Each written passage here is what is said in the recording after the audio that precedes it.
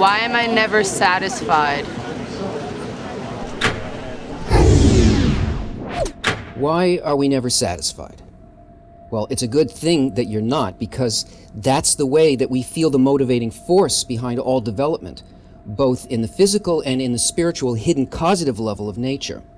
Anything that we feel as movement, from moving to some other part of the world to the subtlest shift in an inner attitude, happens only because this force has made us so uncomfortable and unable to fulfill our desires in our current state that we begin to feel a need for a greater satisfaction that we calculate must exist in that new situation.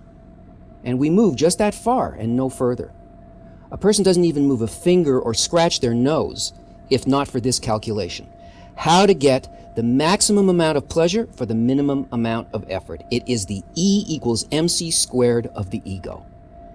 This formula is so pervasive that we never choose anything unless it's presented to us in that way. We only choose between what we consider to be painful or pleasurable, and we always choose pleasure. Either an immediate one or a big enough one in the future that we're willing to pay for with a little bit of suffering. But pleasure does not exist in and of itself. There has to be something opposite to it in nature before it can be sensed. We never experience anything as its essence, only by comparison. We feel light compared to darkness, warmth compared to cold, pleasure compared to pain. If there's nothing opposite to it, there is simply no sensation. Pleasure is actually the meeting point between a need and its fulfillment, and the greater that the need is, the greater the experience of pleasure. So why is it that pleasure always disappears? You know what it's like when you're a little hungry. You start thinking about what you could eat. Maybe a pretzel. Yeah, okay, maybe later. But the hunger keeps on growing. Maybe I'll have a couple of hot dogs. No, a whole pizza. No, I know, a steak, a big sirloin. Vegetarians, please substitute a tofu loaf from your imagination, with a baked potato and all the condiments imaginable. And then when dinner finally comes, you could eat a steak so big that it needs its own area code. And that first bite is pure ecstasy. And the next bite is wonderful. The next bite is good. And the next bite is okay. And the next is whatever it is. And the next one is, no, not another bite. I'm going to be sick. The need is diminished. It no longer stands opposite to the steak.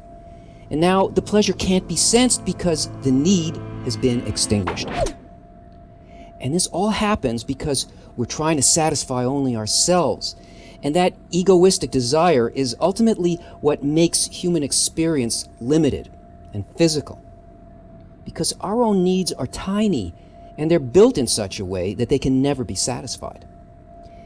And yet we find ourselves longing for lasting pleasure, and we feel that somehow it must exist. And it does. But in order to feel that, first, we need an unlimited, ever-expanding desire that can draw a boundless fulfillment. And to do that, you have to seek pleasure in the fulfillment of others.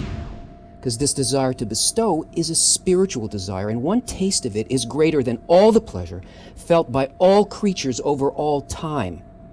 Because it's a pleasure not felt in our little subjective needs, but in everything.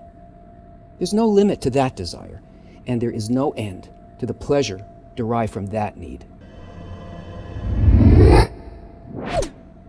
Well, I hope that satisfied your hunger for knowledge and gave you some food for thought, and here are a few other items on our menu that you might want to taste, and just click and stop me, please.